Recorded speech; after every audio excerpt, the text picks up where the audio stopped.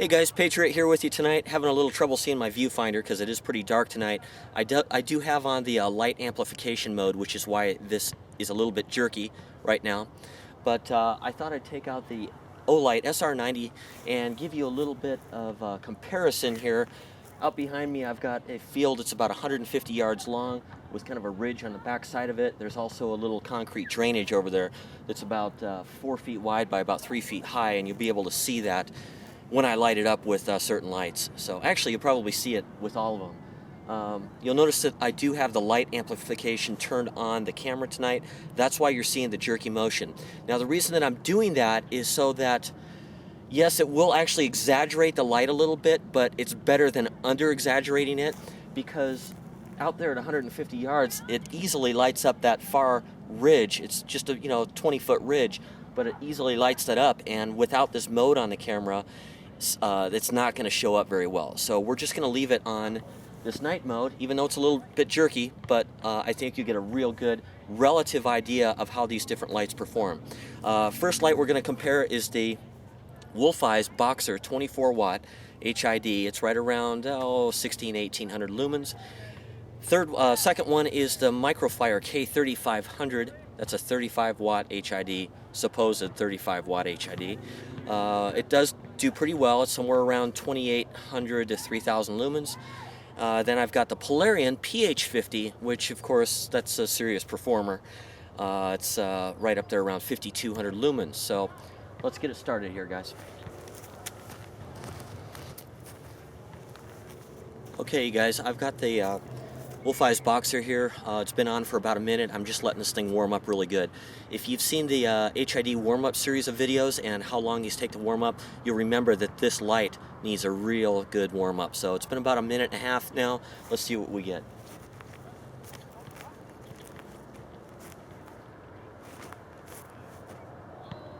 Okay, right where the light is right now, the hot spot downrange, there's a concrete drainage over there. It's right about 150, 165 yards, right in that range. And to the left over here, you can see that that shallow ridge that's about 20 feet tall, and there's some trees up there in the skyline. So you can see decent performance out of a light this size, out of 318-650 batteries. Pretty good performer. It's a handy little light. Let's go ahead and move on to the next one.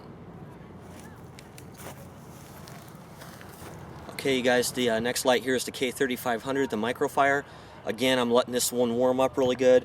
I'm just kind of holding it against me here because these things do draw a lot of attention, and there's quite a few people over there. So we'll let this last car go by here and we'll give it a try. All right, here we go.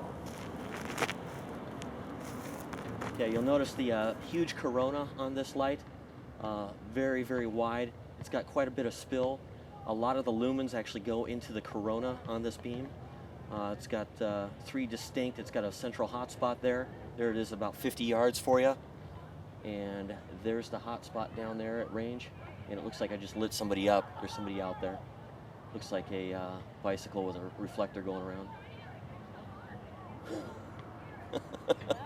Okay, we'll let them clear out. Okay, I'm right there on the concrete drainage. So just kind of remember the size of this beam. You can see there's quite a bit of spill light here. And I'll bring it back down onto the drainage. So a good light, for its size. It's been reliable. Haven't had any trouble with this light. Pretty blue though. Beam's pretty blue.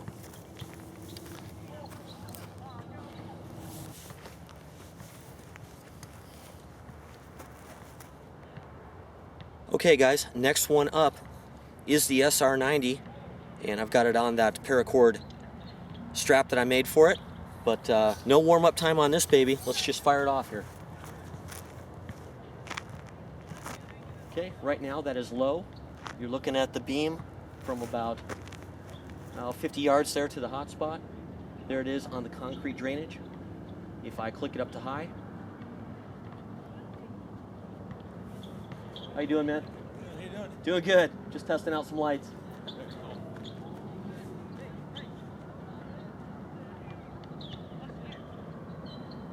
All right, guys, we're back to full output there.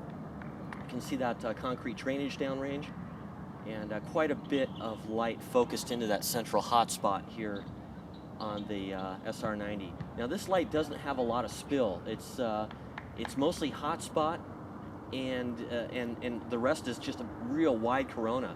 I hesitate to call it spill because there's so much light in it, and it's actually a lot more focused than a typical spill beam would be. If I put it on the strobe there's the strobe for you.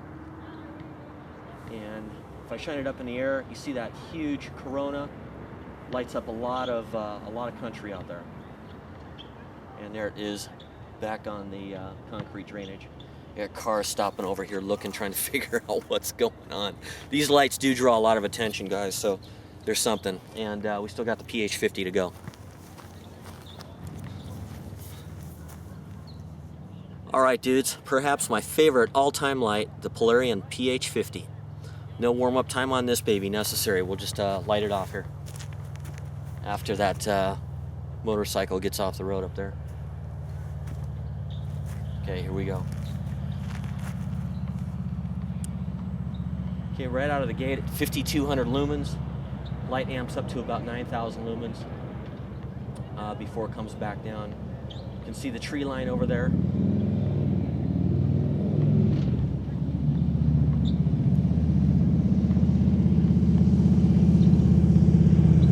There's the concrete drainage, you can see real well. And there's that opposite ridge there with the light over on the side. You can actually see a trash can hanging from a holder out there, or at least I think you can see it. And there's the concrete drainage right there. If I lift this up a little bit, you can kind of see the shape of the beam. There's a little bit of spill coming into play right there. And then that big corona, and then the central hotspot. Here it is at about 50 yards, and there it is out there at about 165 yards.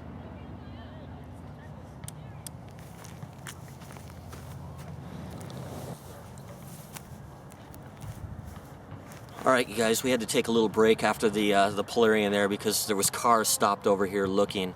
I'm just at a local park here, and it's not that late yet. Well, it's 9 o'clock, but obviously it's Friday night, and you know there's a lot of people out here. But yeah, I get a kick every time I fire that thing off. That is one amazing piece of equipment.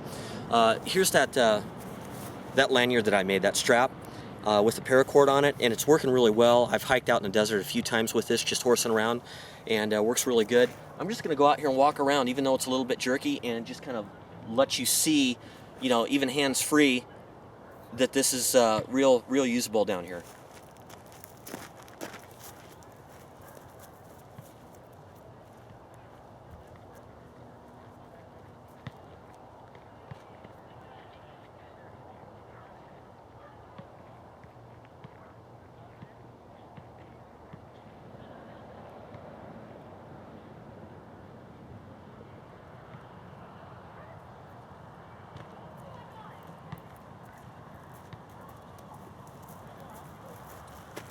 I really like this way of carrying this light. It works out really good.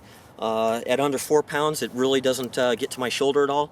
I'm pretty happy with this. I don't think I'll modify it. So anyhow, I hope that that helps. I just had somebody asking the other day, compare the SR90 to the K3500. So there you have it. You got 3 good HID lights there to compare it to. Sorry I couldn't bring more. I just thought I'd bring the aluminum lights there so that you can kind of get a relative idea. So thanks for watching, and we'll see you next time. Patriot out.